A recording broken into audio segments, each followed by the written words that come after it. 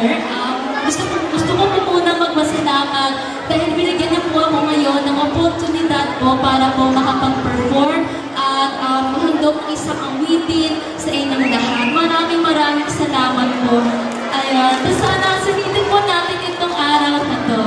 So, unang kanta ko po is Tatsulog po, Kimberly Baluza's version. And sa next song ko po, actually more on performance kasi medyo iniba ko po siya, no?